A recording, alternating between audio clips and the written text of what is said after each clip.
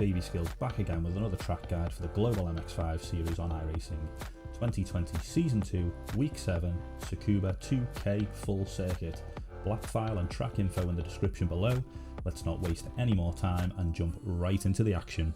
As we cross the line, we shift up to 4th gear, and approaching the first of 3 hard braking zones on the track, we look out for our braking point. There are several markings you can use for your reference. There is the escape road on the left hand side of the track, we have the darker tarmac to our right, or we have a slightly lighter bit of tarmac which is on the racing line.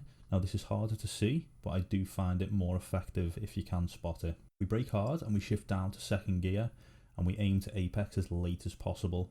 We use trail braking, it's very important here. We're holding onto the brake a lot, about 10% of the brake is what we're aiming to have on as we go further and further through the turn. We ease on the power and drift naturally to the outside of the track, and we shift up to 3rd gear. Now we're onto this small bendy straight, if you will. I do leave it in 3rd gear here. I don't see any benefit in shifting into 4th gear, as the extra speed that you do gain from shifting into 4th gear has to be taken off. Have to decrease that speed almost immediately, and it does make the braking harder for turn 2. As for braking markers, I use the darker patch on the curb, and I do actually brake on the curb. It may unsettle the car, however it is very consistent for me. So we brake hard initially, then into this trail braking throughout the turn, and then back on the power a little bit firmer and sharper than in turn 1. Turn 3 is relatively simple on paper. A slight dab of the brake just here, and then we ease on the power. You can take a little bit of curb on the inside, but you will need to be smooth on the power, and too much curb will unsettle the car. If you nail turn 3 too much, you'll end up understeering out wide on this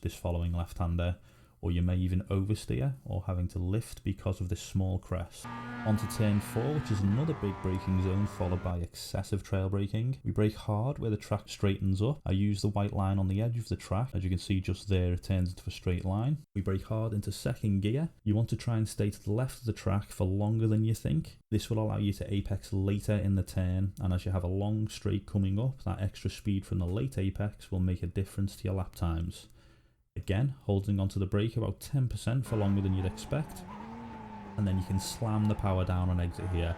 You may encounter a touch of oversteer, but nothing you can't correct. And now we're focusing on this last turn. It's very tricky, this last turn.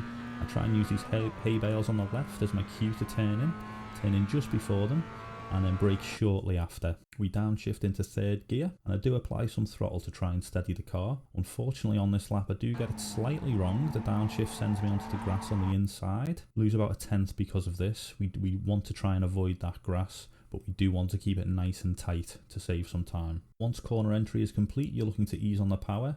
We use all of the track on exit, and if you're going for a hot lap, you can even leave it in 3rd gear to eke out as much time as possible. And we cross the line with a 103.51. I'm going to let the lap play through now from cockpit view and also chase cam, both uninterrupted. Hope you guys enjoy the video, and I'll catch you next time.